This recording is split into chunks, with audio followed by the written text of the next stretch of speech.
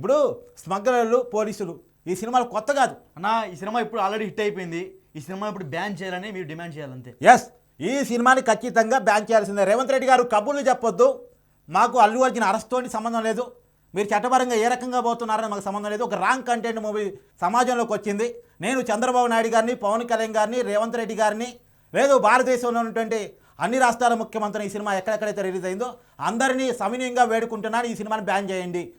నేను డిమాండ్ చేస్తున్నా, ఈ సినిమాకి ఆడే హక్కు లేదు. ఇది ఒక రాంగ్ కంటెంట్ మూవీ.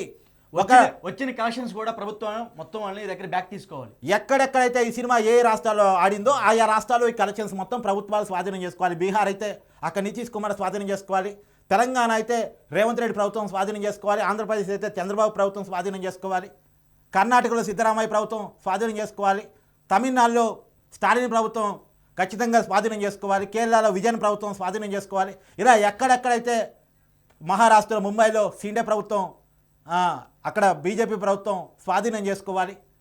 ఖచ్చితంగా ఈ మొత్తం కలెక్షన్స్ని ప్రభుత్వాలు స్వాధీనం చేసుకోవాలని నేను బలంగా డిమాండ్ చేస్తున్నాను. పుష్ప సినిమాని బ్యాన్ చేయాలని చెప్పేసి కేంద్ర ప్రభుత్వాన్ని కూడా కోరుకున్నాను. ఆ సెన్సార్ బోర్డు ఏం చేస్తుంది? నిద్రపోతుందా? సెన్సార్ బోర్డు నిద్రపోతుందా నా డౌట్.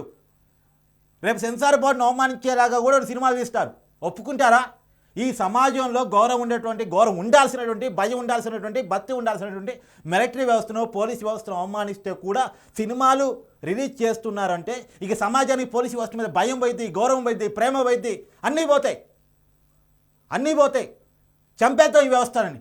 ఈ సినిమాల కోసం, వీళ్ళ కలెక్షన్స్ కోసం, వీళ్ళ జీవితాల్లో వీళ్ళ రాచపోగాల కోసం వ్యవస్థల్ని, ప్రజాస్వామిక వ్యవస్థల్ని చంపేద్దాం. ఏం బుర్రర్రం ఈ డబ్బు ఆలోచనతో నిన్న పాడుబడిన బుర్రర్రం ఈ అసలు సినిమా తీయటం వచ్చినా మీకు అసలు యూజ్లెస్ ఫెలోస్.